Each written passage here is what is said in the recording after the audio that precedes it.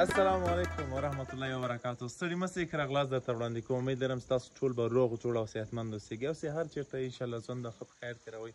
هوتک صاحب راغلي هلته باګرام ته ولایت پروان ته راغلي وو. ګی زه موږ ډېر وختي راغلي وو. هلته دوه مهم کارونه، یو دا ډاکومنټري م جوړوله د انګورو باره کې، او بل دا فارم هاوس کې م کارپېټ اوره و. ډېر وخت نه دا کار ځنډېدلی و. مخکې راتلو خو ورته کار مصروفیاتو په کابل کې دومره زیات چې رسیدګي م نسوی کولی، خو نن موقع پیدا کړه جمعې ورځ وه. دا کار م الحمدلله په خلاصېدو باندې دا ډاکومنټري کار م خیر سره خلاص کړو. او دا ښایستې منظرې چې تاسو وینئ دا هم د باګرام ولایت، هم د پروان ولایت او هم د کاپیسا ولایت دي. او په څنګ کې را سره ورجان مسټر نعمت الله رحیمي ده. زه ډېر زیات ستړی یم. اول دې زه خپله ستړی ماشم بیا دوی. کارونه لیدونکو سلامونه، ښې هیلې او وخت مو په خیر. نو شیرشاه تاسو ته ټول ډیټیل درکړل، معلومات موږ هم د سهار نه راغلي یو، او د ډاکومنټري کار چې بیا وي هغه شیرشاه ته معلومه ده چې تر څو ایډیټ ونه کړم بیا زما سر ورته درد کوي. نو البته ساعت مو ډېر تېر شو او زه درته وړاندیز کوم چې کاپیسا او پروان ته حتما په چکر راشئ، خصوصا بیا پولیسیاد و که نه ډېر ښکلی ځای و. هغه ماهیان یې کبان یې د خپل سیند نه رانیسي او ډېر ښه خوند کوي. نو اوس شیرشاه لامبي او زه ویډیو کوم. دته ورته موږ هاوس سویمینګ پول ډک کړی سره راځوله مو ډېر ښایسته شنې بودې. دی وایي زه الرجي لرم نشم کولی، خو څه به ورته دغه مستیګانې خو به وروسته هم وکړو. راځئ زه تاسو ته یو څه معلومات درکړم. پروان ولایت او کاپیسا ولایت دواړه څنګ تر څنګ دي. کابل نه چې پروان ولایت ته ځې تقریبا 1 ساعت یا 1 ساعت 20 دقیقې لاره ده. هغه بیا د تاسو د موټر رفتار پورې اړیکه لري. د پروان ولایت انګور په ټول افغانستان کې نوم لري او د افغانستان بیلابیلو ولایتو ته د تجارت لپاره لیږل کیږي.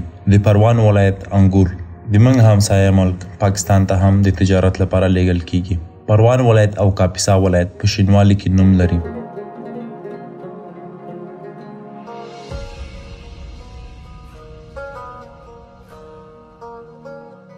زیاتره خلک د رخصتۍ په ورځ باندې خپلو دوستانو، انډیوالانو او فامیلیانو سره پروان او کاپیسا ولایت ته د چکر لپاره ځي. په کاپیسا ولایت کې د سیادو پل سره د سیلانیانو لپاره غرفې جوړې شوي دي.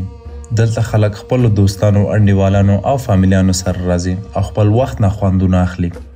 د سیادو پل سره د سیلانیانو لپاره ډېرې زیاتې د مایانو هوټلې جوړې شوي دي. خو بیا زیاتره خلک ځان سره دیګي بخار هم راوړي او خپله دیګی کوي. د پروان ولایت او د کاپیسا ولایت شینوالی د سیلانیانو لپاره خاص د توجه مرکز ده. موږ هم په دغه ورځ باندې د سیادو د سیند د مایانو نه خوندونه واخیستل. د هوتک صاحب دعوت د خدای قبول کړي او هوتک صاحب نه ډېره زیاته مننه کوو چې موږ یې دعوت کړي وو. نو زه به تاسو ته دعوت درکړم. نو که چیرې مو موقع پیدا کړه او د چکر ډېر زیات شوقیان یې نو حتما یو پروان او کاپیسا ولایت ته ورچکر سئ. امید لرم چې تاسو به منظرونه ډېر زیات خوندونه واخلئ او بیا د سیاد د سیند مایانو نه به هم ښه خوندونه واخلئ. د موږ دغه ورځ هم ښه په مصروفیاتو کې تېره شوه. ښه ډېر کار مو وکړو او په آخر کې به یو څه لامبوګانې وکړلې.